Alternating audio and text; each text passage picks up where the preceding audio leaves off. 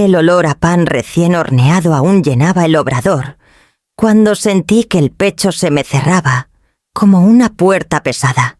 Había terminado de revisar las cuentas en mi libreta, esas que siempre me acompañaban manchadas de harina, cuando un mareo me obligó a apoyar las manos en la mesa de trabajo. La voz de Lola, mi jefa de piso, llegó lejana como si hablara desde un túnel. Intenté responderle, pero un dolor agudo me atravesó el pecho y las rodillas me fallaron. Recuerdo el sonido metálico de la bandeja cayendo al suelo y el pánico en los ojos de mis empleadas mientras me sostenían. Me desperté bajo una luz blanca con el pitido constante de un monitor, acompañando cada respiración. Frente a mí, el doctor Renato Cárdenas, cardiólogo del Hospital Clínico de Zaragoza, me observaba con gesto serio. «Señora Montiel», dijo con calma, «hemos detectado una disfunción severa en una de sus válvulas cardíacas. Necesita una cirugía de urgencia para colocar un stent y reparar la válvula». No me tembló la voz al preguntar lo que cualquier persona en mi lugar pensaría. «¿Cuánto tiempo tengo?» «No más de 2 semanas. Lo recomendable es intervenir en cuanto antes». El suelo pareció desvanecerse bajo mis pies. Pensé en mi hija ausente, en mis noches de pan y cuentas, en la vida entera que me había esforzado por mantener en pie. Pero no derramé una lágrima. Las lágrimas nunca pagaron facturas. Cuando pedí el presupuesto me hablaron de cifras que se me clavaron como agujas. El seguro cubriría una parte, pero había un hueco de 48.000 euros. Asentí con serenidad como quien recibe una receta más. Sabía que mi cuerpo ya no era joven, pero tampoco esperaba que se rompiera justo en la mitad de la jornada. Confiada en que la póliza familiar me respaldaría, pedí hablar con la aseguradora. Allí me golpeó un segundo dolor más traicionero que el primero. «Señora Montiel», me explicó la empleada al otro lado del teléfono, «la póliza que figura en el sistema no incluye renovaciones desde hace 8 meses. La cobertura está reducida». Fruncí el ceño. No podía ser. Recordaba claramente haberle entregado a Darío, mi único hijo, los recibos de la aseguradora. Él mismo se había ofrecido a hacerse cargo de esos pagos para que yo me concentrara en la panadería. «¿Podría verificarlo otra vez?», insistí con un nudo en la garganta. «Lo lamento mucho. El último recibo no fue abonado. Sin esa renovación la cobertura queda incompleta». Colgué despacio. El pitido del monitor siguió igual, pero yo sentí que me desmoronaba por dentro. No solo tenía que enfrentar una cirugía, vida o muerte. Ahora también debía asumir que el descuido no fue de una oficina, sino de mi propio hijo. En la bandeja junto a la cama me dejaron una botella de agua y un sobre con la estimación de costes. Lo abrí con manos firmes, como si revisar números pudiera darme calma. 4 hojas, varias columnas. Y al final, la cifra exacta, 48.000 €. Ni un céntimo menos. Respiré hondo. Siempre había vivido con la certeza de que aunque la vida se pusiera cuesta arriba, al menos podía contar con la familia. Pero aquel fallo en la póliza me revelaba una verdad más cruel. Darío había olvidado, o quizás preferido no pagar. El doctor regresó para ajustar la máquina del goteo. «Debe descansar, Betsabé. Mañana hablaremos de fechas». Asentí. Lo que él no sabía es que ya había tomado mi decisión. Necesitaba llamar a Darío, mirarle a la cara y preguntarle si de verdad me había dejado desprotegida. Con la vista fija en el techo blanco de la habitación, cerré los ojos y recordé su voz de niño cuando me pedía que le diera la mano al cruzar la calle. Nunca imaginé que llegaría un día en que sería yo la que suplicaría que no me soltara. Al amanecer pedí un teléfono. Marqué el número de mi hijo con la esperanza de escuchar consuelo. Lo que recibí fue otra cosa.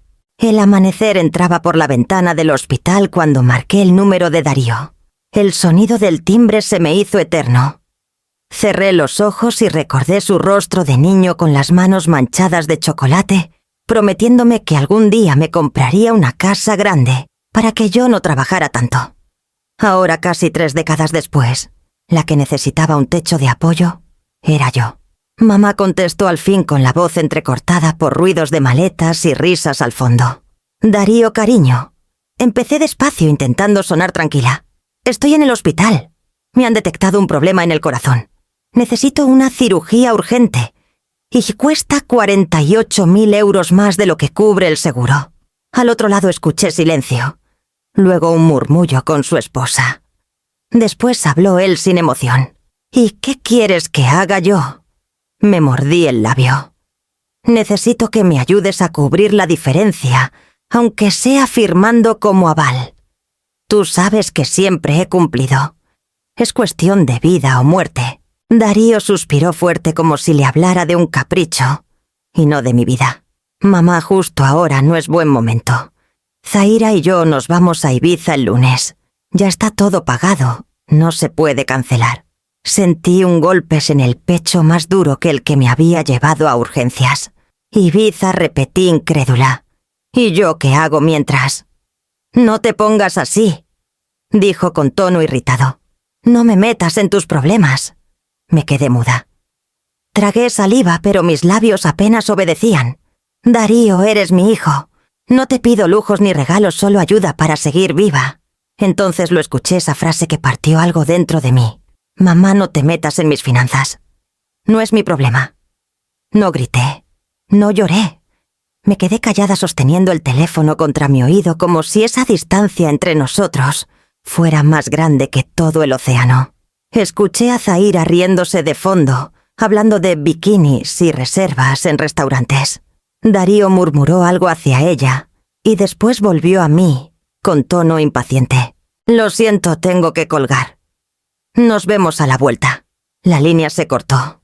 Me quedé con el aparato en la mano escuchando el pitido monótono del hospital y el eco de sus palabras. No es mi problema. Aquella frase se me incrustó en el corazón más que cualquier enfermedad. Miré el sobre azul en mi mesilla con los presupuestos médicos y pensé en todas las veces que yo había pagado facturas de la luz para que él estudiara tranquilo en las horas de sueño robadas, para que no le faltara nada. Respiré hondo y apoyé la frente en el respaldo de la cama. Afuera un vendedor ambulante ofrecía flores a los visitantes. Pensé que ni una de esas flores podría tapar la herida que mi hijo me había abierto. Ese día comprendí que si quería salir adelante no podía esperar nada de él. Ya no. Tenía que encontrar otra salida aunque fuera sola. Cuando Lola vino a verme por la tarde, me encontró con los ojos secos y el gesto firme. Le pedí que me trajera los contactos de los proveedores y que avisaras a don Evaristo. Si Darío había decidido que mi vida no era su problema, yo misma me encargaría de volverlo a la realidad. Me acomodé en la cama con las manos sobre el sobre azul y supe que aquella traición sería el inicio de otra batalla, una que ya no pelearía con lágrimas, sino con papeles. Esa misma tarde, cuando Lola regresó al hospital con una bolsa de bollos y un cuaderno de notas, me trajo también un sobre con mi nombre escrito a mano. Reconocí de inmediato la caligrafía sobria de don Evaristo Neri, notario retirado y amigo de mi difunto marido. Había pasado años guardando papeles míos por si algún día los necesitaba. Yo, confiada, nunca abrí aquel archivo más allá de lo imprescindible. Ahora, con la traición de Darío aún palpitando en mis sienes, sentí que había llegado el momento. Abrí el sobre con manos firmes. Dentro había varias carpetas selladas con cintas descoloridas. El olor a papel antiguo me golpeó la memoria.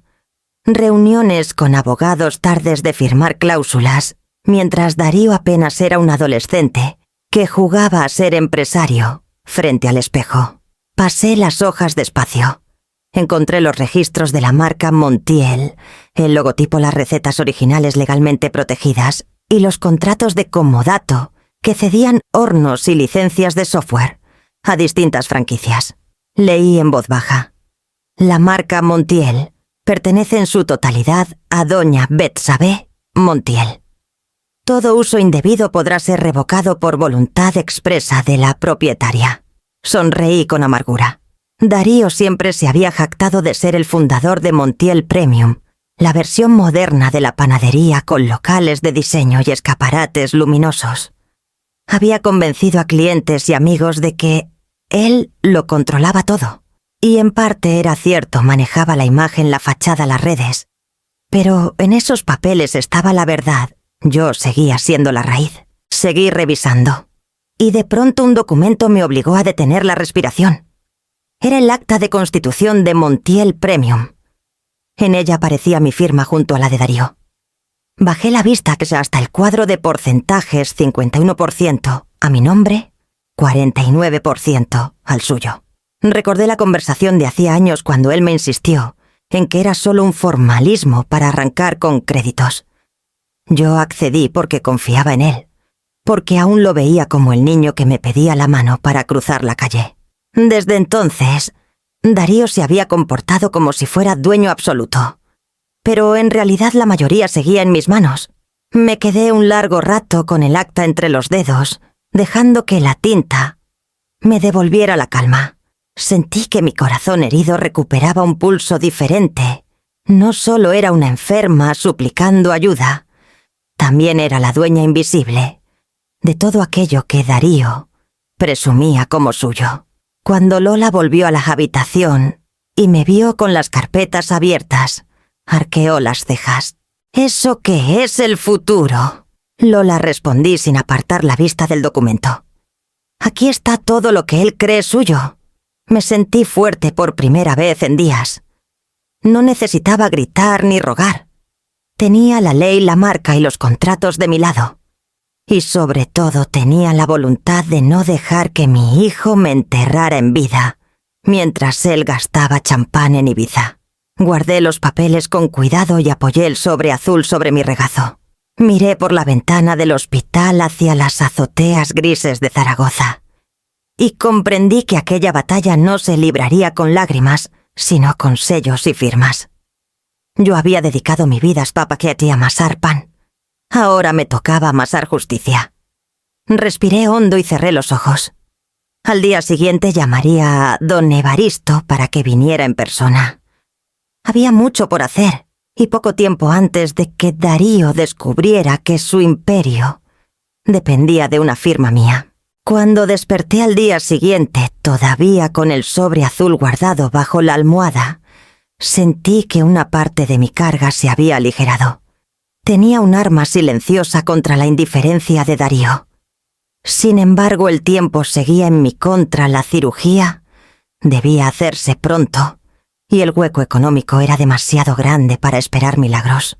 Fue entonces cuando apareció Lola con su carácter resuelto y esa forma de hablar que siempre llenaba de energía la panadería. Se sentó en la silla junto a la cama, me tomó la mano y me miró con la firmeza de quien ya había tomado una decisión. «No vamos a dejarte sola, Betsabé. El barrio entero se va a mover». No supe qué decir. Ella comenzó a relatarme casi como si fuera un plan de guerra cómo había hablado ya con varias vecinas de Delicias. Habían acordado organizar rifas con cestas de productos bingos improvisados en el centro cívico y colectas en la parroquia. Algunas mujeres iban a preparar empanadas y bizcochos para vender en la plaza durante el fin de semana. «Cada euro cuenta, seguro. No te preocupes que aquí sabemos apretar cuando hace falta». Recordé tantas mañanas en que esas mismas mujeres entraban a la panadería con la compra justa, siempre disculpándose por no poder llevar más. Ahora eran ellas quienes, con lo poco que tenían, estaban dispuestas a dar. Esa misma tarde recibí la visita de doña Adela, antigua profesora de lengua del instituto del barrio. Había sido clienta fiel durante años, aunque su pensión apenas le alcanzaba. Se sentó en la orilla de la cama con la espalda encorvada y los ojos húmedos. «Tú siempre nos has dado pan fiado cuando no llegábamos a fin de mes. Es hora de que nosotros devolvamos un poco de lo que hiciste». Sacó un sobre arrugado de su bolso y lo dejó sobre mi mesilla. Dentro había billetes pequeños, ahorros de meses de austeridad. No pude contener las lágrimas al ver su gesto. Horas más tarde, Lola me contó que un antiguo cliente, un abogado que solía comprar roscones para Navidad, había enviado un giro anónimo de 5.000 euros. Nadie lo esperaba. Me temblaban las manos al firmar el recibo. Era como si la vida me demostrara que la solidaridad no siempre viene de la sangre, sino de las raíces compartidas. El hospital se llenó de visitas de vecinas que traían tarros de miel, flores y sobres modestos con monedas recogidas entre varias.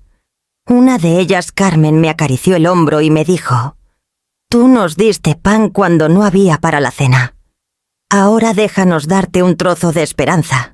Aquella frase se me quedó clavada más hondo que cualquier bisturí. Comprendí que la panadería no había sido solo un negocio. Había sido un refugio para muchas familias. Y ahora esas familias querían sostenerme a mí. Mientras tanto, yo guardaba silencio sobre los documentos que Evaristo había conservado. No era momento de hablar de porcentajes ni de marcas registradas. Primero, debía salvar mi vida y para eso necesitaba cada gesto de apoyo, por pequeño que fuera. Esa noche, cuando Lola me mostró la lista de lo recaudado, sentí por primera vez que la meta no era un imposible. Faltaba mucho, pero el hueco se estaba cerrando, gracias a manos humildes. Me quedé contemplando los números con el corazón apretado y los ojos brillantes. Apagué la lámpara del hospital y cerré los ojos. Afuera el barrio seguía latiendo con su bullicio. Dentro de mí empezaba a crecer una fuerza nueva. Porque si mis vecinas podían moverse por mí, yo también tenía que prepararme para lo que vendría. Y lo que vendría, lo sabía bien, era el regreso de Darío de sus vacaciones. Las noches en el hospital se me hacían interminables. Entre el pitido constante de las máquinas y el frío de los pasillos, apenas lograba conciliar el sueño. Cuando la enfermera se marchaba tras revisarme la tensión, yo me quedaba sola repasando en mi cabeza los números de la cirugía y las pequeñas aportaciones que el barrio había empezado a reunir. Cada céntimo me daba esperanza, pero también recordaba que la brecha aún era demasiado grande. En esos silencios mi móvil vibraba de vez en cuando con notificaciones que Lola me acercaba. No me apetecía abrirlas, pero un día lo hice y vi las historias que Zaira había publicado en Instagram. Sonreía junto a Darío en la cubierta de un yate, el mar turquesa de Ibiza detrás y copas de champán en la mano. Otra foto mostraba una mesa de sushi con velas y al pie la etiqueta del restaurante menú degustación, $1.200 por pareja. En otra aparecía tumbada en un spa presumiendo de un masaje con aceites exóticos, mientras escribía: «Lo merecemos. Vida solo hay una». Leí aquellas palabras y sentí un nudo en la garganta. Yo también tenía solo una vida y estaba peleando por no perderla. El contraste me resultó insoportable. Mientras yo dependía de rifas y donativos, mi hijo dilapidaba dinero en hoteles de 2.000 euros la noche. Cerré el móvil y lo dejé boca abajo, incapaz de seguir viendo. Días después, recibí la visita inesperada de Iván Robledo, un auditor que había colaborado con la empresa años atrás. Era un hombre discreto de traje gris y mirada penetrante, de esos que no necesitan alzar la voz para hacerse escuchar. Se sentó junto a mi cama y después de preguntarme por mi salud, me soltó la noticia con la serenidad de un cirujano. «He estado revisando movimientos de Montiel Premium», dijo mientras abría su portátil. «No busco problemas, Betsabé, pero los números no cuadran».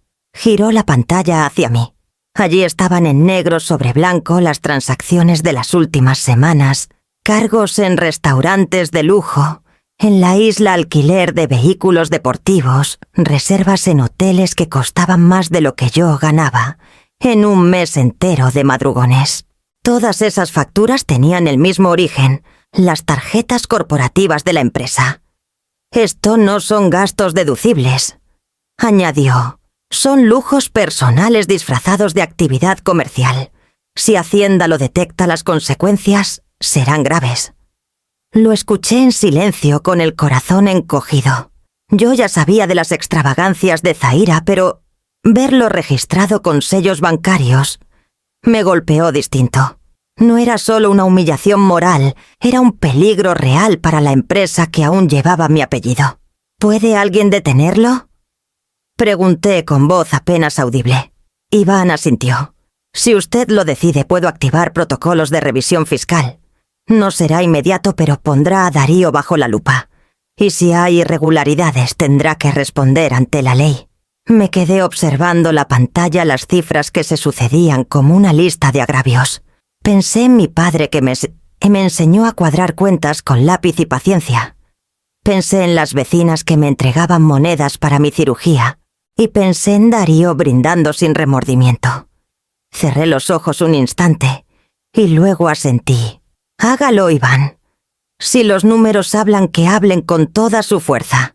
Él guardó el portátil con la calma de quien sabe que el reloj ya está corriendo.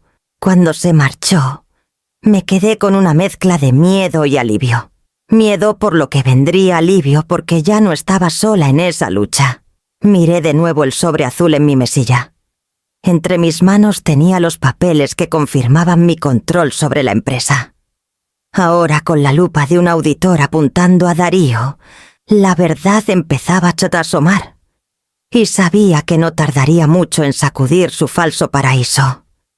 Cuando Iván se marchó del hospital, me quedé mirando el techo un largo rato.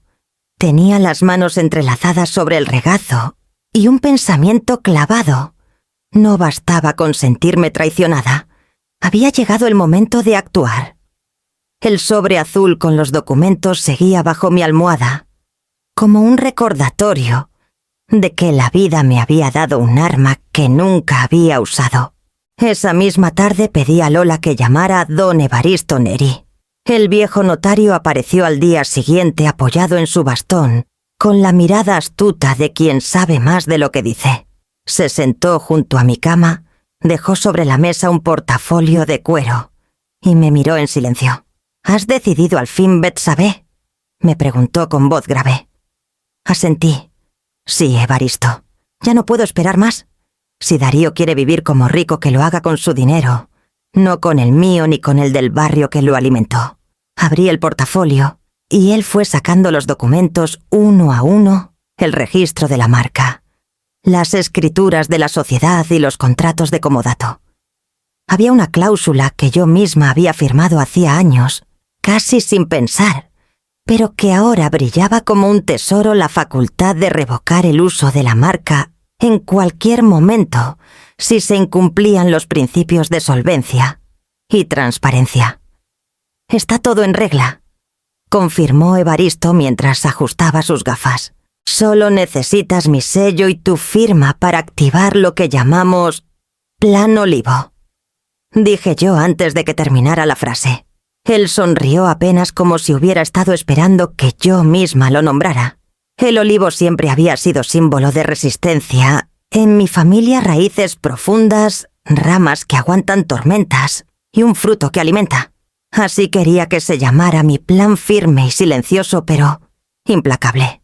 Firmé cada documento con una calma que me sorprendió. No sentía rabia ni venganza, sino una especie de justicia que me devolvía el aire.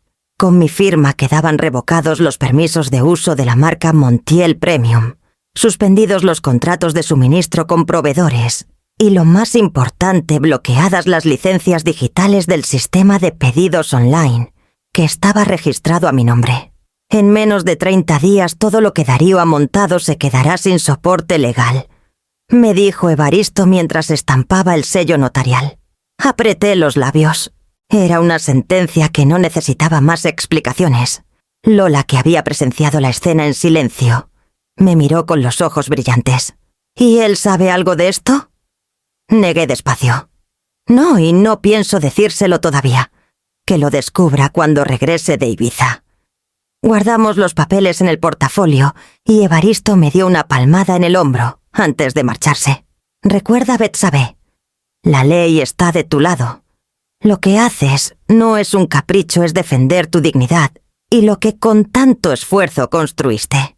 Cuando la puerta se cerró, sentí que podía respirar de otro modo.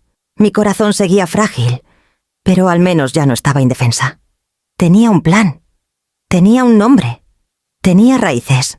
Esa noche dormí con la serenidad de quien, aún rodeada de cables y monitores, sabe que la balanza empieza a inclinarse a su favor. Afuera, el barrio de Delicias seguía organizando colectas, y dentro de mí germinaba la certeza de que el verdadero golpe no vendría de gritos ni reproches, sino del eco seco de un sello notarial sobre un papel. Me acomodé en la cama, cerré los ojos y me repetí en silencio: el plan Olivo ya está en marcha. Y al despertar mi siguiente paso sería prepararme para entrar en el quirófano. El doctor Cárdenas entró a mi habitación con un gesto más amable que de costumbre. Traía en la mano un expediente grueso lleno de papeles y al verme incorporada me sonrió con cierta complicidad. He estado pensando en su caso. Betsabé, dijo acomodándose en la silla frente a mi cama. Existe un programa filantrópico del hospital que cubre intervenciones de alto coste a pacientes que cumplan ciertos requisitos. No cubriría todo, pero sí una parte importante. La condición es llegar a un mínimo de fondos antes de la fecha límite. Sentí un alivio recorrerme el cuerpo. No era la solución completa, pero abría una puerta. Asentí agradecida. Doctor, le prometo que llegaré a ese mínimo cueste lo que cueste. Él me miró con seriedad. Le quedan pocos días. Si logramos el monto, yo mismo reservaré quirófano. No voy a permitir que se pierda la oportunidad. Cuando salió, mis pensamientos se agolparon como olas. Sabía que el barrio estaba moviéndose, que las vecinas vendían bizcochos y organizaban rifas, pero aún quedaba un trecho por cubrir. Aún así, por primera vez en semanas sentí que había una luz al final del pasillo. Esa tarde pedí papel y bolígrafo. Escribir siempre me había dado calma, y ahora necesitaba dejar todo en orden. Redacté 3 cartas con letra pausada y firme. La primera era para Darío. No un reproche, tampoco un perdón, solo un testimonio de quién había sido yo como madre y lo que esperaba que aprendiera cuando la vida le pasara factura. La segunda era para Zahira, breve y directa, recordándole que el lujo se desmorona cuando está construido sobre deudas. Y la tercera, la más larga, era para Lola. A Lola le dejé instrucciones claras cómo activar el plan Olivo en caso de que yo no sobreviviera, a quién llamar, cómo presentar los documentos ante notario. También le confié las recetas originales escritas en hojas amarillentas que guardaba desde que abrí el obrador. Si yo no estoy, le dije cuando se la entregué, asegúrate de que el barrio siga oliendo a pan por las mañanas. Lola, con lágrimas contenidas, asintió y apretó los labios. No diga esas cosas, Betsabé. Va a salir bien. Sonreí débilmente. No lo digo por miedo, lo digo por fe. La vida me ha enseñado que uno solo está en paz cuando deja todo amarrado. Aquella noche recé en silencio. No con palabras aprendidas, sino con pensamientos sencillos: gratitud. Por las vecinas, por el doctor, por Evaristo, que me había recordado mi fuerza. Incluso recé por Darío, aunque en ese momento lo sintiera más lejano que nunca. Los días siguientes fueron una sucesión de visitas, sobres con billetes arrugados, llamadas de ánimo. Cada gesto me devolvía fuerzas. El monto se iba acercando al mínimo y Cárdenas pasaba cada mañana para confirmar que la lista de aportaciones se estaba actualizando. Una tarde, cuando el sol teñía de naranja las paredes de la habitación, vi entrar a Lola con una sonrisa cansada. Traía en la mano una hoja con cifras escritas a lápiz. Betsabé, lo logramos. Con lo recaudado ayer en la rifa y la donación de un cliente antiguo, ya alcanzamos el mínimo. Sentí un escalofrío de alivio recorrerme. Cerré los ojos y respiré hondo. Ya no dependía de la indiferencia de mi hijo. Dependía de la fe de mi gente y de la decisión que yo misma había tomado de no rendirme. Guardé las cartas en un cajón de la mesilla y acaricié el sobre azul. Todo estaba preparado, la ley, el pan y mi propia voluntad. Ahora solo quedaba dar el siguiente paso. La madrugada siguiente, el doctor Cárdenas anunció que había reservado quirófano para el día siguiente, y yo me preparé para caminar hacia él con la serenidad de quien ya había puesto todo en orden. La mañana de la cirugía amaneció gris sobre Zaragoza, como si el cielo se hubiera vestido con la misma incertidumbre que yo llevaba en el pecho. Lola me acompañó hasta la puerta del quirófano sujetándome la mano con fuerza. Apenas intercambiamos palabras. Todo estaba dicho en las miradas. Le entregué una sonrisa débil, pero sincera, y le pedí que guardara fuerzas para cuando yo volviera. Dentro el frío del quirófano me recorrió la piel. El doctor Cárdenas se inclinó hacia mí con gesto tranquilizador. «Confíe, Betsabé. Ya estamos aquí». Sentí la mascarilla cubrirme el rostro y el olor penetrante del anestésico. Mi última imagen fue la luz blanca del techo como una promesa de algo más allá del dolor. El tiempo se volvió un vacío. No existía el reloj, ni los pitidos de las máquinas, ni los murmullos del equipo médico. Cuando por fin abrí los ojos, estaba de nuevo en la vasasil habitación con un vendaje sobre el pecho y un cansancio tan profundo que me pareció imposible mover un dedo. A mi lado Lola lloraba en silencio y al verme despierta, soltó un suspiro que arrastraba todas las horas de espera. «Salió bien», me susurró acariciándome la frente. El doctor dijo que fue un éxito. Una lágrima me corrió por la mejilla. No era solo alivio, era también la certeza de que tenía una segunda oportunidad para usar la vida con justicia. Mientras yo recuperaba fuerzas afuera, el mundo no se detenía. Los proveedores empezaron a llamar. Muchos habían recibido notificaciones legales informándoles de que sus contratos con Montiel Premium quedaban en suspenso hasta nueva orden. Al principio pensaron que era un error administrativo, pero pronto se dieron cuenta de que no era así. Algunos me buscaron directamente recordando mi número personal o preguntando en la panadería del barrio. «Señora Montiel», me dijo uno de los panaderos industriales por teléfono, «me acaba de llegar un aviso de suspensión de pagos. ¿Qué está pasando con su hijo?» Respiré con calma. «Lo que está pasando», respondí con voz baja pero firme, «es que los contratos están a mi nombre. Si quieren continuar trabajando con nosotros, deberán hablar conmigo». Se hizo un silencio sorprendido al otro lado de la línea, como si esa verdad hubiera estado oculta demasiado tiempo. Lola, que escuchaba mis conversaciones desde la silla, me miró con orgullo. «¿Ya empiezan a darse cuenta?», dijo. «Por fin verán quién es la verdadera dueña». Las llamadas se multiplicaron durante los días siguientes. Algunos proveedores me mostraban su apoyo incondicional, otros buscaban explicaciones nerviosas. Lo cierto era que Darío había perdido de un plumazo la fachada de empresario impecable. Sin contratos válidos ni acceso a las licencias digitales, su mundo comenzaba así tambalearse. Yo, aún débil tras la cirugía, atendía cada llamada con paciencia, como quien amasa despacio para que la masa suba sin romperse. No necesitaba gritar ni discutir, solo recordarles que los papeles eran claros. La marca Montiel me pertenecía, y con mi sello y el de Evaristo, todo lo demás quedaba en suspenso. El doctor Cárdenas me visitaba cada mañana y sonreía al ver mis fuerzas regresar. «Tiene usted un carácter indestructible, Betsabé.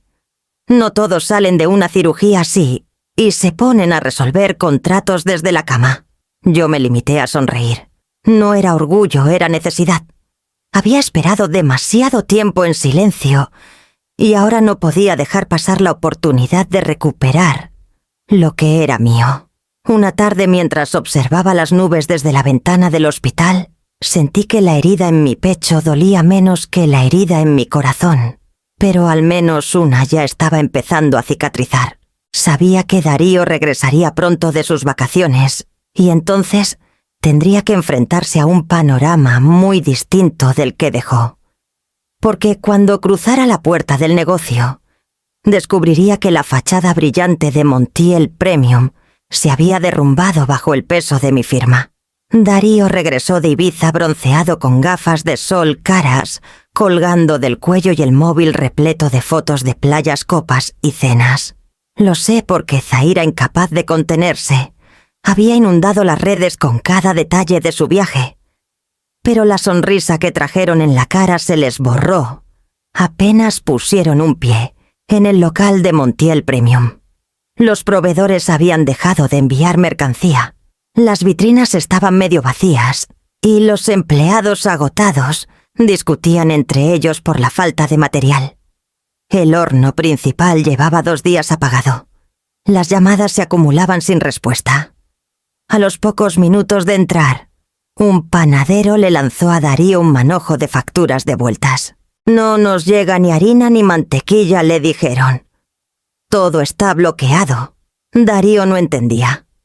Se pasó la mano por el pelo nervioso intentando marcar números en su móvil, pero nadie contestaba. Los clientes furiosos reclamaban por pedidos cancelados y por la aplicación de encargos que se había caído sin explicación. En el mostrador lo esperaban 2 cartas certificadas del SAT. Las abrió deprisa y se puso pálido. En ellas se exigían aclaraciones inmediatas por gastos injustificados cargados a la empresa. Vehículos de lujo, reservas en hoteles, cenas exorbitantes, todo con fechas que coincidían con sus vacaciones. La palabra inspección aparecía varias veces. Me contaron que Zahira intentó justificarse delante de los empleados diciendo que eran estrategias de marketing. Nadie la creyó.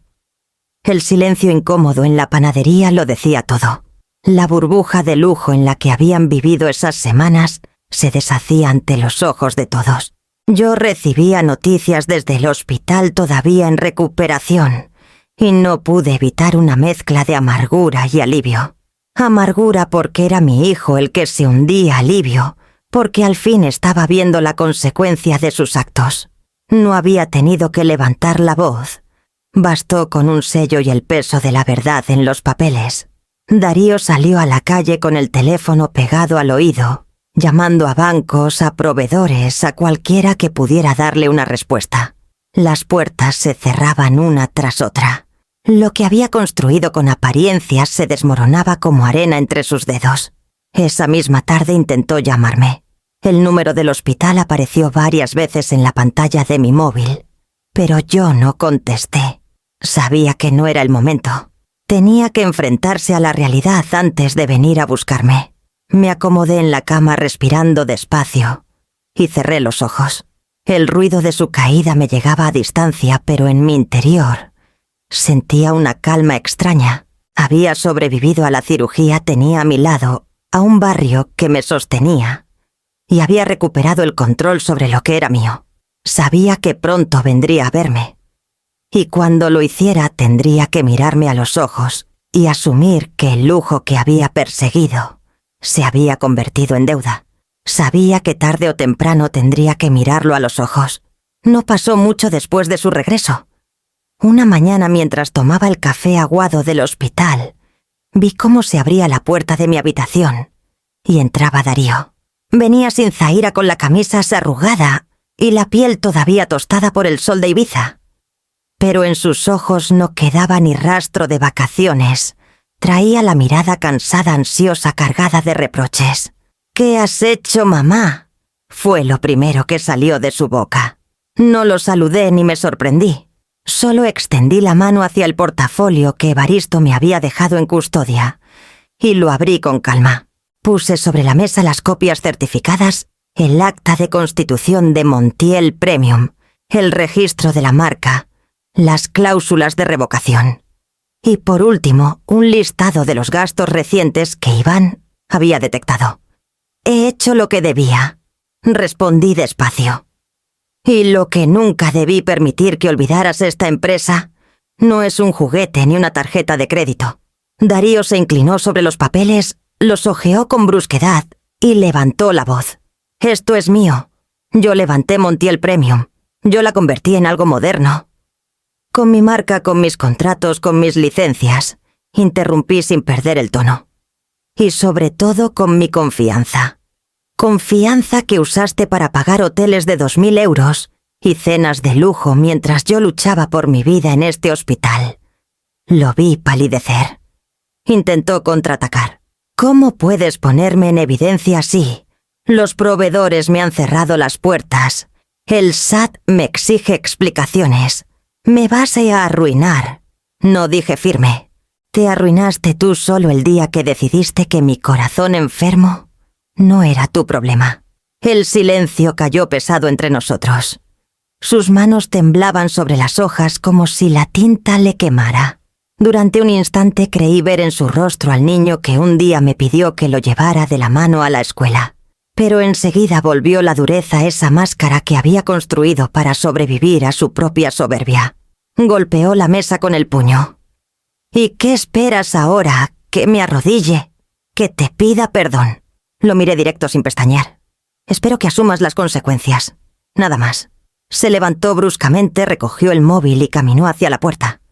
Antes de salir me lanzó una mirada que mezclaba rabia y miedo. No has terminado conmigo, mamá. La puerta se cerró con un golpe seco. Me quedé sola respirando despacio, con el eco de sus palabras en el aire.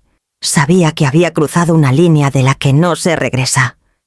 Él tendría que decidir si aceptaba su culpa o si intentaría destruirme. Apreté el sobre azul entre mis manos y en lo profundo intuía que la siguiente jugada no vendría de Darío, sino de Zaira. No habían pasado ni 2 días desde la discusión con Darío, cuando escuché a través de Lola que él ya buscaba abogados. No me sorprendió, conocía su carácter impulsivo, incapaz de aceptar la derrota. Lo que sí me inquietó fue enterarme de que no era idea suya, sino de Zaira. Ella lo empujaba, lo convencía de que yo era la culpable de todo, de que estaba robándole lo que le pertenecía. Me la imaginé con su tono siempre altivo, repitiéndole que no puedes dejar que tu madre te humille delante de todos. Zaira no había vivido las madrugadas en el obrador, ni había sentido el peso de cargar sacos de harina. Para ella todo era apariencia, las fotos en yates, las cenas en restaurantes de moda, los bolsos de diseñador. Ahora veía en la crisis una amenaza a ese mundo falso, y como siempre buscaba un culpable. Un día, mientras aún me recuperaba, entró Iván en mi habitación con expresión grave. Traía su portátil bajo el brazo y varias carpetas impresas. Betsabé me dijo en voz baja: «Necesito que sepa algo antes de que estalle». Abrió los documentos sobre mi mesa y me mostró una escritura de propiedad. Reconocí la dirección, era el piso que yo misma había ayudado a Darío a comprar cuando se casó. Un pequeño apartamento en el centro de Zaragoza que habíamos visto juntos años atrás. La sorpresa fue ver que según la transferencia, ya no figuraba Tisa a su nombre. Fue traspasado a nombre de un primo de Zaira como garantía temporal de un préstamo, explicó Iván. Todo esto sin notificarlo como corresponde. Y lo más grave, con sospecha de falsificación en los recibos de aval. Me quedé helada. Darío lo sabe, Iván negó con la cabeza. No estoy seguro de que no. Por eso se lo muestro a usted primero. Zaira maniobró a espaldas de su marido. Ella movió los papeles, presentó justificantes que no cuadran y firmó acuerdos con un banco menor. Apoyé las manos en la manta de la cama sintiendo cómo el corazón me latía con fuerza renovada. Era como mirarse en un espejo roto lo que Darío me había hecho. A mí Zaira se lo estaba haciendo a él. La traición viajaba en círculo. «¿Puede probarse?», pregunté. Iván asintió con serenidad. «Tengo copia certificada de las transacciones y de los correos enviados desde su cuenta. Si esto se lleva ante un juez, no hay duda, la operación es irregular». Respiré hondo. No sentí alegría ni deseo de venganza, solo un cansancio profundo, como si cada mentira revelada pesara más que la anterior. Aún así sabía que este hallazgo cambiaría la partida. Esa misma tarde Darío apareció en el hospital con el ceño fruncido. «He hablado con un abogado», me soltó de golpe. «Dice que puedo demandarte por abuso de poder». Lo miré en silencio unos segundos antes de responder. «Y yo he hablado con Iván. ¿Sabes dónde está tu piso?». Su rostro se contrajo de inmediato. «¿Qué insinúas?». «No insinúo nada. Tu esposa lo transfirió a nombre de su primo». «Tengo las pruebas aquí», dije señalando la carpeta que Iván me había dejado. Darío palideció. Abrió la carpeta con manos temblorosas, recorrió las hojas y se dejó caer en la silla. Durante minutos no dijo nada, solo respiraba agitadamente como si el mundo que lo sostenía se hubiera derrumbado de golpe. Yo no añadí más. Lo dejé frente a ese espejo incómodo, el de su matrimonio construido sobre recibos falsos. No necesitaba sermonearlo. La verdad ya hablaba sola. Cuando levantó la vista vi en sus ojos una mezcla de rabia y desolación. Y entendí que lo peor aún estaba por llegar, porque el matrimonio que había defendido con tanto orgullo estaba aquí a punto de resquebrajarse. Mientras Darío se hundía en su propio laberinto de engaños en el barrio, la vida continuaba con otra música. Lola había tomado las riendas de un proyecto que yo apenas pude esbozar en las cartas que le dejé reabrir el viejo obrador, el de la esquina de la calle Mayor, pero bajo otro nombre, otra alma. Lo bautizó Pan del Olivo, en homenaje a la fortaleza que habíamos invocado con el plan legal.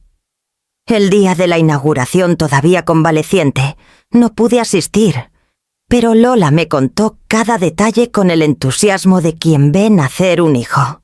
Habían pintado la fachada de blanco y verde, con un rótulo sencillo hecho por un vecino rotulista. El local olía a pan recién horneado desde las 5 de la mañana. No había mármoles ni lámparas de diseño como en Montiel Premium, solo mesas de madera gastada y un mostrador de cristal heredado de los tiempos de mi marido. El barrio entero acudió. Vecinas con bolsas de rafia, jubilados apoyados en sus bastones, madres con niños pequeños. Nadie iba por ostentación. Todos entraban con la confianza de quien vuelve a casa. Los precios eran justos, pensados para que nadie se quedara sin pan en la mesa. Y como gesto de gratitud, Lola había decidido que cada jubilado que cruzara la puerta tendría un café gratis, servido con cariño. Cuando me lo relató pude imaginar la emoción de doña Adela, la profesora jubilada, que me había dado parte de su pensión, sosteniendo una taza caliente, mientras comentaba que aquí el café sabe mejor que en cualquier cafetería del centro. Pude visualizar a los niños con las manos llenas de azúcar, después de probar los bollos recién hechos, y a las vecinas riendo juntas, mientras esperaban su turno. Pan del Olivo no era solo un negocio, era un acto de resistencia, una declaración de que la traición no había conseguido rompernos. Donde Darío había buscado lujo, nosotros habíamos encontrado comunidad. Donde él había levantado paredes frías de cristal, nosotras levantábamos vínculos que olían a levadura y harina. Me emocioné al escuchar a Lola contar cómo un anciano había dejado una moneda de 2 euros en la caja diciendo: «No necesito cambio, hija. Este pan sabe a dignidad». Era eso lo que yo siempre había querido, aunque nunca lo dije en voz alta, que el pan fuese, más que alimento que fuese, un símbolo de respeto. Días después recibí un paquete en la clínica. Dentro había una barra envuelta en papel craft con el sello verde de Pan del Olivo. Lola me escribió una nota breve. «Esto lo amasamos entre todas. Es tuyo también». Partí un trozo y lo probé despacio. No me supo a pan, me supo a fuerza. Mientras Darío lidiaba con proveedores enfadados y cartas del SAT, el barrio celebraba un renacimiento que no necesitaba de su permiso.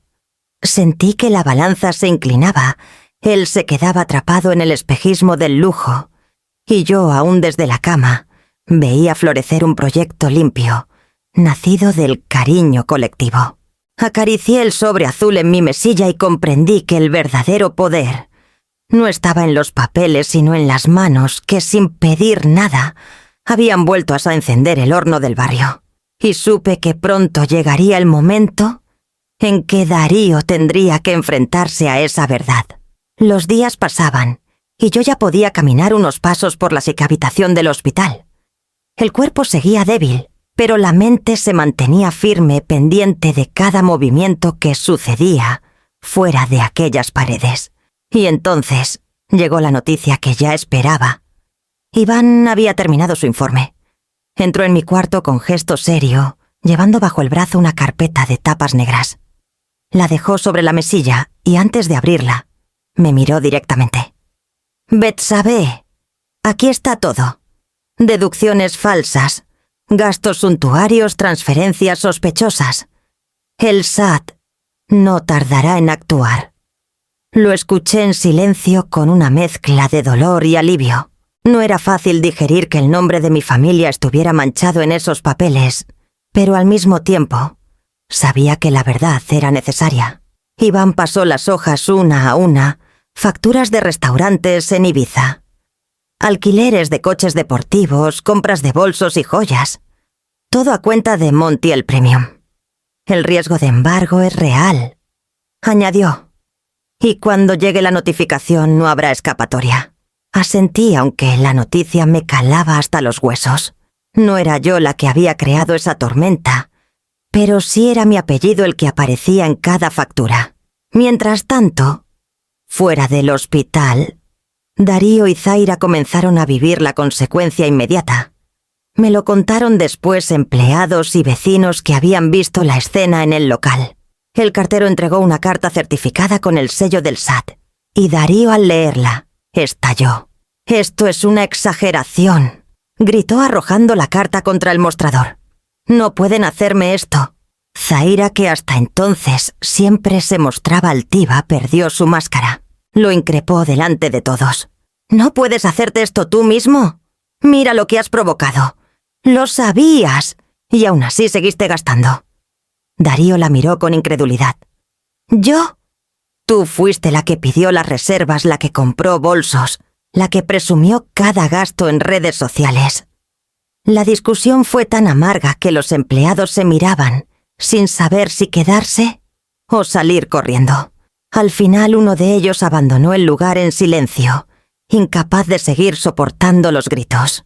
Lo más duro fue lo que siguió los suegros de Zaira, que siempre habían posado sonrientes en las fotos de cumpleaños y celebraciones. Desaparecieron de escena. Dejaron de contestar llamadas, borraron publicaciones y cortaron de raíz cualquier vínculo público con la pareja.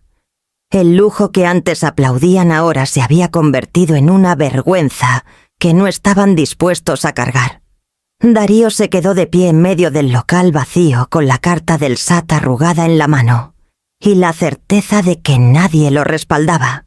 Incluso Zaira, al día siguiente, prefirió refugiarse en casa de unas amigas y no volvió a aparecer por la panadería.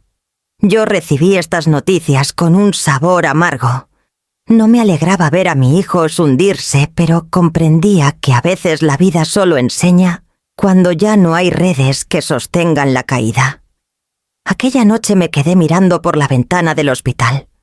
Las luces de Zaragoza titilaban a lo lejos y pensé en cómo la música del lujo se había apagado de golpe para Darío, y en que, llegado ese punto, tendría que descubrir quién se quedaba realmente a su lado, cuando todo lo demás se había desvanecido.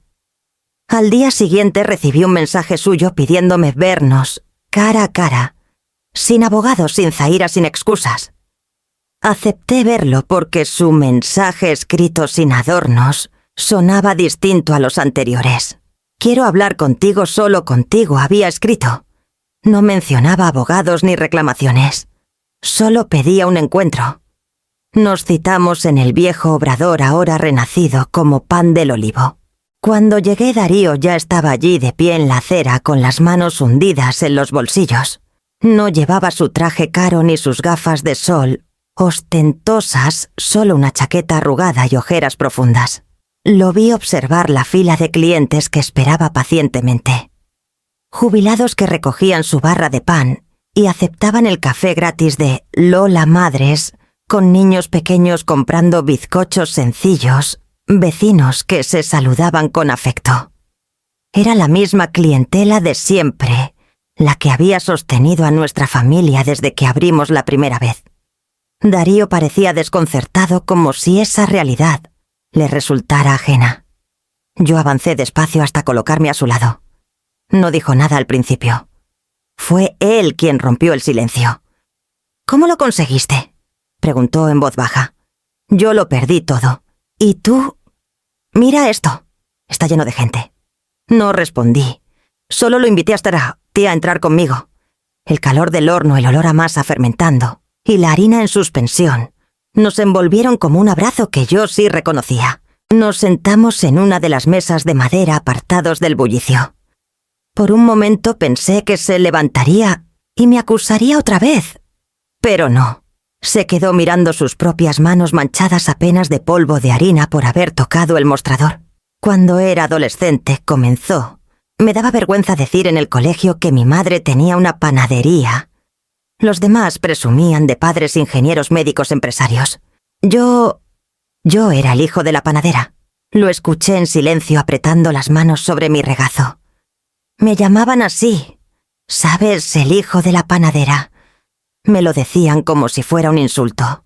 Y yo me lo creí. Me juré que algún día demostraría que podía estar a la altura, que podía vivir como ellos, aunque fuera a base de aparentar. Su voz se quebró. Por eso perseguí todo ese lujo, mamá. No porque lo necesitara, sino porque me dolía demasiado la vergüenza. Bajó la cabeza. No lo digo para justificarme. Solo quiero que lo sepas. Me equivoqué. Y en esa equivocación te arrastré a ti. El silencio que siguió fue denso, pero no incómodo. Yo absorbía sus palabras como quien escucha una confesión demasiado tardía. Sentí un torbellino de emociones, dolor por el daño recibido, compasión por aquel niño que nunca se sintió suficiente y rabia por los años que había permitido que la mentira sustituyera al orgullo. Al final respiré hondo y respondí con calma. El pan no se avergüenza de ser pan, Darío. Nutre aunque no brille, sostiene aunque no se exhiba. Lo mismo debiste hacer tú con tus raíces. Él asintió con los ojos húmedos. Quiero aprender aunque sea tarde. Dime qué tengo que hacer. No supe aún si perdonarlo, pero sí entendí que la vergüenza había sido su peor enemigo y que ahora se rendía ante mí buscando una salida distinta. Me levanté despacio apoyada en la mesa y le señalé el horno encendido. Empieza por aquí. La harina no miente. Darío me miró como si acabara de abrirse una puerta que no esperaba.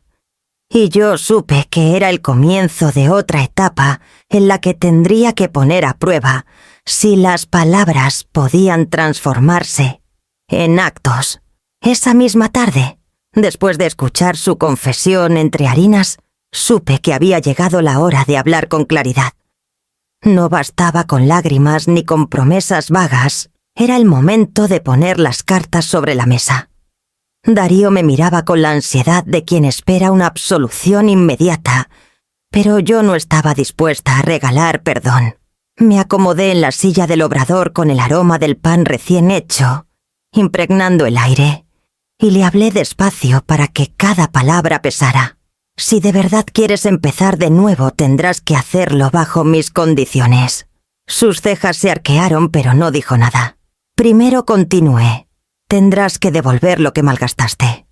No hablo solo del dinero del SAT ni de las tarjetas de la empresa. Me refiero a todo lo que sacaste en nombre de Montiel Premium. Ese lujo que presumiste en redes tiene que ser saldado aunque te lleve años. Tragó saliva con los ojos fijos en la mesa.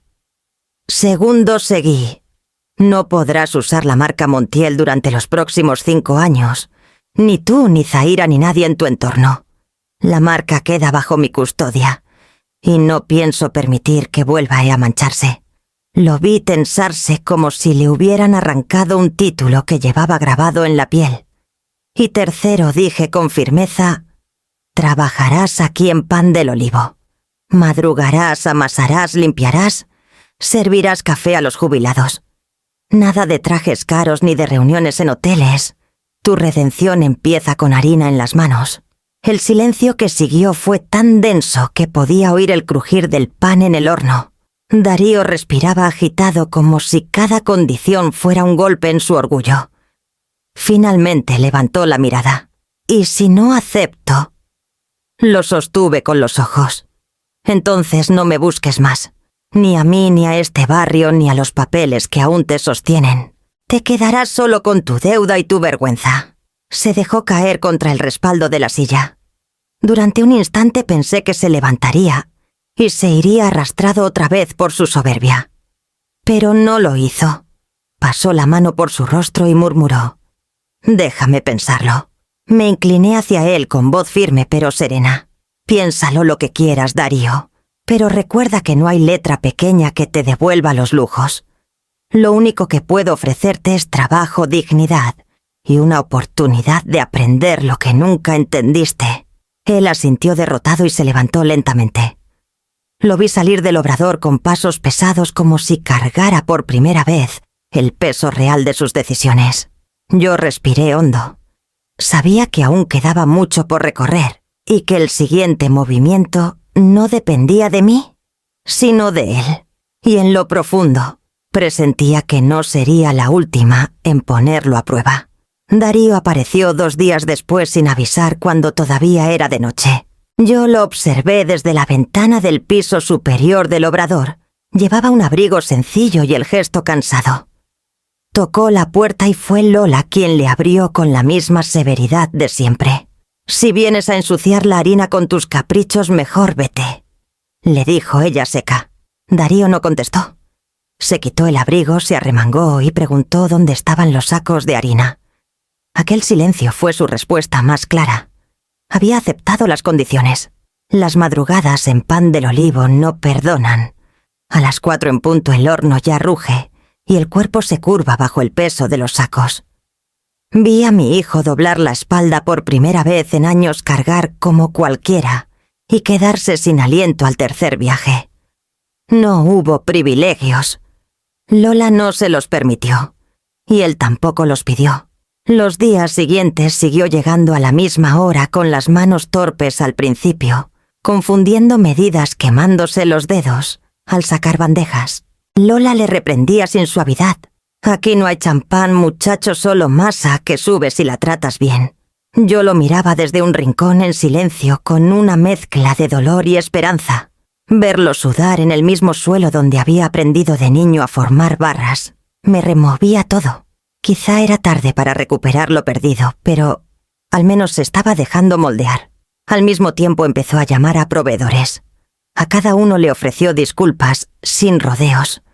Reconocía que había fallado, prometía saldar deudas poco a poco.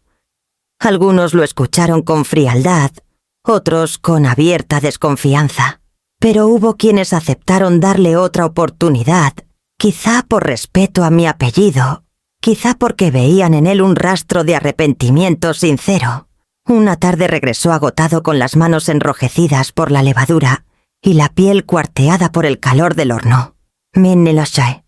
Me enseñó una libreta donde había apuntado las deudas y los plazos que se había comprometido a cumplir. «No sé si podré saldarlo todo», me confesó, pero al menos ya no quiero vivir de apariencias. No respondí con palabras. Solo puse mi mano sobre la suya, sintiendo por primera vez que el orgullo de su juventud empezaba a quebrarse en algo más humano. Las semanas avanzaron y la gente del barrio lo vio servir café a jubilados, barrer la entrada, reír tímidamente con los niños que pedían bollos. El hijo de la panadera, el título que tanto le pesó, volvía a Seso. Y el suyo, pero ahora sin vergüenza. Y sin embargo yo sabía que toda redención es frágil. El horno amasa paciencia, pero la vida siempre prueba la masa con fuego. Y el fuego que se acercaba llevaba el nombre de Zaira. El día que Zaira volvió lo hizo con la misma arrogancia con la que siempre había caminado por la panadería, como si el mundo entero fuera un escaparate para lucir su perfume caro. Apareció una mañana cuando Darío y Lola estaban sacando del horno las primeras hornadas de pan.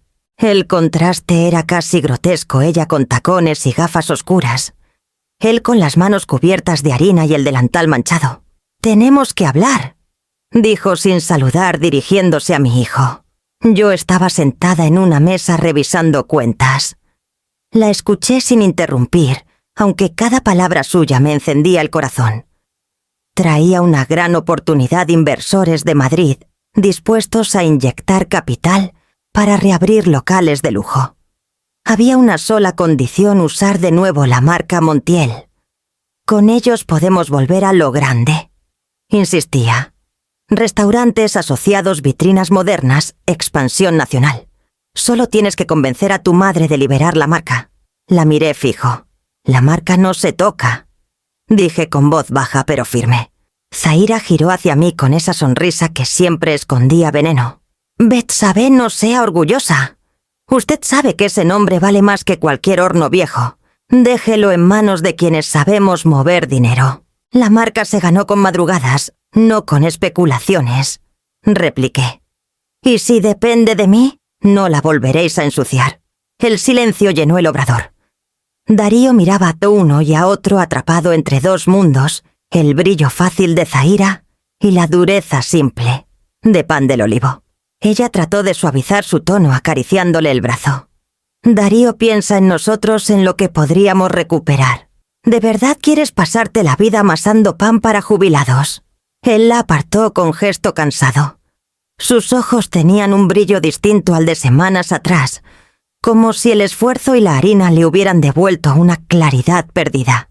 Ya no quiero recuperar lo que nunca fue real, Zaira. Quiero aprender a sostener lo que sí importa.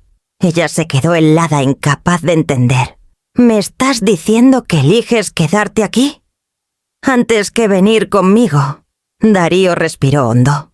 Te estoy diciendo que elijo dejar de fingir. Y si eso significa perderte, que así sea. La bofetada no llegó en forma de mano, sino de su mirada llena de desprecio, antes de darse media vuelta y marcharse sin mirar atrás. El ruido de sus tacones contra la acera resonó como un portazo. Darío se quedó quieto con la respiración entrecortada, hasta que Lola le puso una barra de pan en la mano, y le dijo con ironía: «Bienvenido al barrio, chaval. Aquí no pagamos con promesas, pagamos con trabajo». Sonreí, quizá por primera vez en mucho tiempo. Mi hijo había soltado la última tentación, ese brillo falso que tanto lo había desviado. Y supe que aunque el camino aún sería largo, ya había elegido de qué lado quería caminar. Me recosté en la silla dejando que el aroma del pan recién hecho llenara mis pulmones, y pensé que al fin era hora de escribir un final distinto para esta historia. Ha pasado un año desde aquellas madrugadas en que no sabía si despertaría de la cirugía ni si tendría fuerzas para enfrentar todo lo que vino después. Hoy camino con paso firme por las calles de Delicias ya recuperada, y mi corazón late acompasado como si también hubiera aprendido a amasar al ritmo de la vida. Pan del Olivo se ha convertido en mucho más que una panadería. Ahora también sostiene un pequeño comedor comunitario. Cada tarde se abren las puertas y los jubilados encuentran sopa caliente, pan recién horneado y compañía. Las vecinas se turnan para cocinar, los jóvenes del barrio ayudan a servir, y yo me encargo de recibir a cada persona con un gesto de bienvenida. Nadie sale con hambre. Todos se llevan un pedazo de dignidad en el estómago. El olor a pan recorre el barrio entero, y es un recordatorio de que se puede construir desde abajo con humildad, con paciencia. No hay lujos, pero hay abundancia de lo que realmente importa. A veces me siento en la mesa del fondo y escucho el murmullo de las conversaciones, risas, planes, recuerdos compartidos, y pienso que este es el verdadero legado que quiero dejar. Darío, por su parte, ha seguido un camino propio. Después de meses de trabajo duro en el obrador, decidió abrir su propia panadería. La llamó Forno Claro. El nombre lo eligió él mismo como un símbolo de transparencia, de luz, de empezar limpio. No busca competir ni aparentar, solo ganarse el respeto con trabajo honesto. Lo visito de vez en cuando, lo veo levantar las persianas de madrugada, atender a los clientes sin prisas, y siento que la vergüenza que lo marcó de joven ha dado paso a un orgullo distinto, sereno. De Zaira ya nada sé. La marca Montiel que tanto nos dividió quedó como recuerdo en papeles archivados. Ni arma ni trofeo, solo una página cerrada. A veces me preguntan por qué no la uso para expandirme otra vez. Respondo siempre lo mismo, porque algunas batallas se ganan soltando. La verdadera riqueza no está en un logotipo, sino en la paz de saber que tu pan alcanza para los tuyos y para quienes nunca esperaste ayudar. He aprendido que amar también es poner precio a tu paz y no fiarla nunca más. No al hijo que olvidó sus raíces, no a los inversores que ven números en vez de personas, no a las tentaciones de brillo vacío. Hoy mi paz tiene el olor de un horno encendido, el crujido de una barra recién salida, La sonrisa de alguien que recibe un plato caliente sin tener que pedirlo. Cierro este capítulo de mi vida con gratitud. Y mientras el pan se dora en el horno, pienso en voz baja. Si la dignidad tuviera un horno propio, ¿no sería este